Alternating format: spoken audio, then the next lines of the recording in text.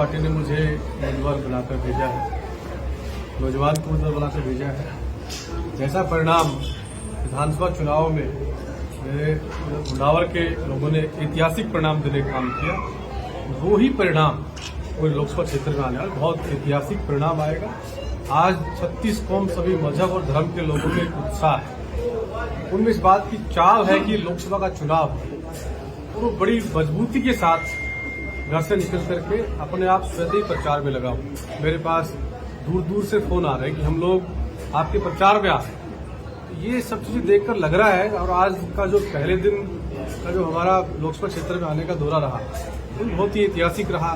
Shajapur border के ऊपर हजारों की संख्या में नौजवान, बुजुर्ग बिना कहे अपने आप अपनी मर्जी से आए। इस बात का प्रमाण है कि अलवर लोकसभा क्षेत्र में बहुत ही ऐतिहासिक परिणाम है।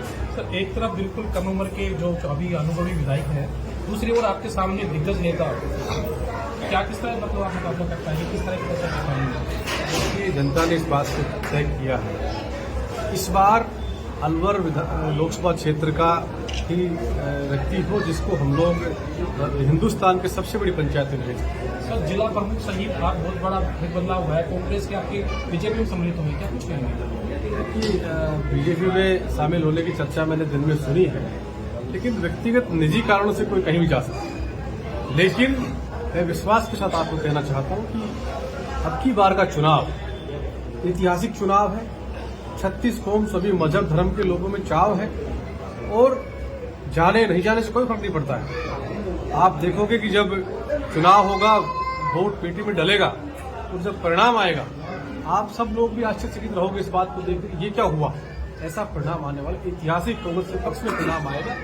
और चाहे भैरोड, मुनावर, किशनगढ़, तिजारा, उधर से हमारा अलवर शहर, ग्रामीण, राजगढ़, लक्ष्मणगढ़, तमाम रामगढ़, तमाम जो है विधानसभा क्षेत्रों के अंतर्गत मेरी बात है, बहुत लोगों में चाव है। 10 साल से जो जुमले की और बात की, केवल भाषण देकर चले गए, काम नहीं किया। आज नौजवान चाहता है कि रोजगार मिले। नौजवान का परिवार तब चलेगा तब उसको रोजगार मिलेगा। भाषण देने से काम नहीं चलेगा। 2 करोड़ रोजगार की बात कही थी 14 के चुनाव में, एक भी रोजगार देने का काम नहीं किया। 15 लाख खाते में देने की बात कही थी, रुपये डॉलर बराबर करने की बात कही थी। ये बात भी कही थी, आपने सबने सुना होगा, एक उनका जुमला बड़ा था।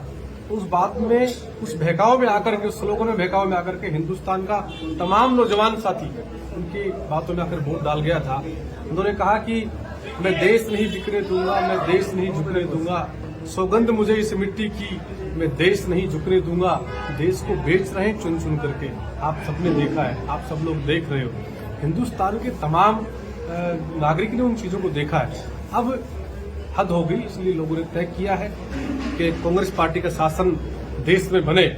पूरे हिंदुस्तान के अंदर इस बात की लहर चली कि लोग कांग्रेस को वोट देना चाहिए।